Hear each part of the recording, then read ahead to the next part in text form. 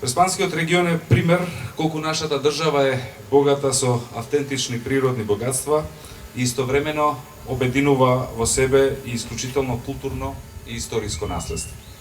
Место каде што се спојуваат различни народи, култури и традиции. Свесни дека најголемиот предизвик за секоја генерација е како да го заштити своето природно богатство.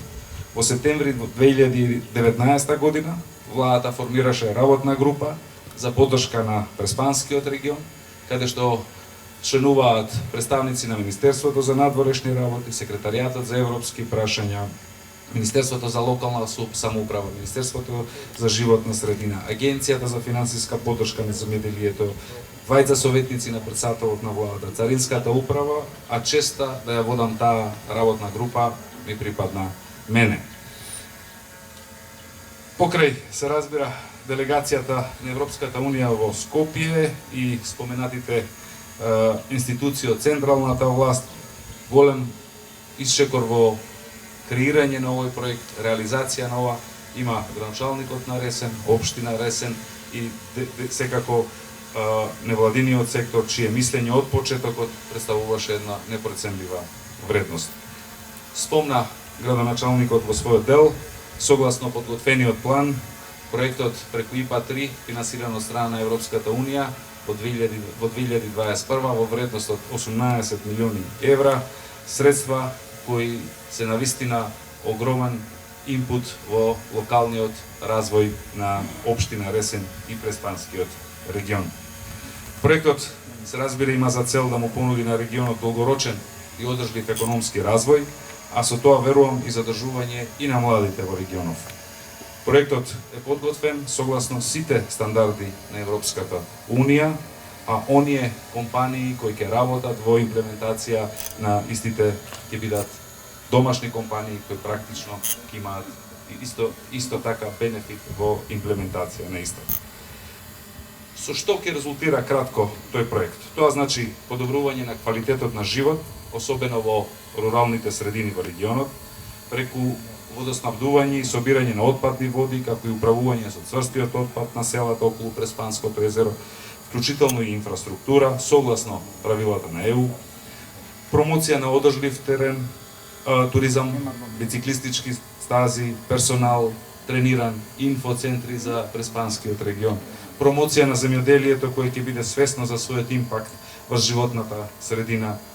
Тоа секако ќе резултира намалена стапка на невработеност, особено кај младите, жените и другите кои се во неповолна положба. Во една прилика, шефот на Европската делегација, кога го разговаравме, рече, ќе дозволам вработување само на млади луѓе до 35 години, што значи дека ниту ја, ниту началникот, ниту Радмила не ги исполнуваме тие услови да работиме тука. Тоа ќе значи дополнително идентификација на локалитети, нови, поддршка и зачувување на постоечките и секако изградбата на новиот граничен премин Маркова нога со Грција, по сите стандарди. Во рамките на развојот на Преспанскиот регион, тука се и мултимедијалниот центар, кој двајца наши архитекти, ентузијасти, љубители на Преспа, ќе го презентираат подоцна, Ивана Белчева, која е тука со нас, и Дамјан Кокалевски, кој е во Швајцарија и кој не можеше да дојде, меѓутоа мене ме прави посебно гор затоа што и како министер задлажен за дијаспора, ја вклучувам и дијаспората во реализација на овој проект. Со договорот за пријателство и добрососедство и соработка подпишан и со Бугарија, подосна и со Преспа, односно со Грција договорот, како и суштинските демократски промени низ кои поминавме последниве 3 години, владата успеа да ја врати меѓународната поддршка и изгубениот кредибилитет. Посакувајќи да го искористиме тој момент, во соработка и комуникација со невладиниот сектор, се роди идејата за основање на форум кој ќе биде врзан единствено за нашата држава и е резултат на се она што постигнавме изминативе 3 години. Преспа форум за диалог ќе биде наш бренд. Ако Хрватска го има Дубровник форум, Германија има Минхенската безбедносна конференција, Словенија Бледскиот форум, Швајцарија има Давос, Република Северна Македонија ќе го има Преспа форумот за диалог. Форум кој традиционално на секој 17 јуни, кога е подпишан Преспанскиот договор, ќе се организира меѓународен форум за диалог и соработка на кој би ги поканиле голем број на светски, регионални државници и јавни личности. Владата, новата предводена од СДСМ после изборите, би донела формална одлука за институционализирање на Преспа форумот, и ако све тече како што треба, ќе направи напор идната година да го одржиме и првиот тој форум.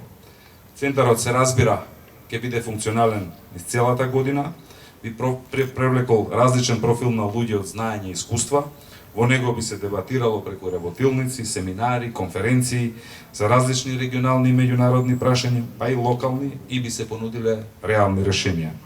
Во тој смисол и центарот би бил самоодржлив, би имале вработени многу млади луѓе со полно работно време. Секако, центарот подеднакво ќе биде дом на сите граѓански организации со идеи и иницијативи за развој на проекти кои ќе го поттикнат развојот на регионот на Преспа во трите држави кои се обединуваат во околу оваа езеро. Драги пријатели, само неколку дена пред изборите дилемата не е дали би се вратиле назад, туку каков нов исчекор ќе направиме за да ја претвориме нашата татковина во развиена и просперитетна држава, како и сите други наши европски партнери и пријатели. Благодарам.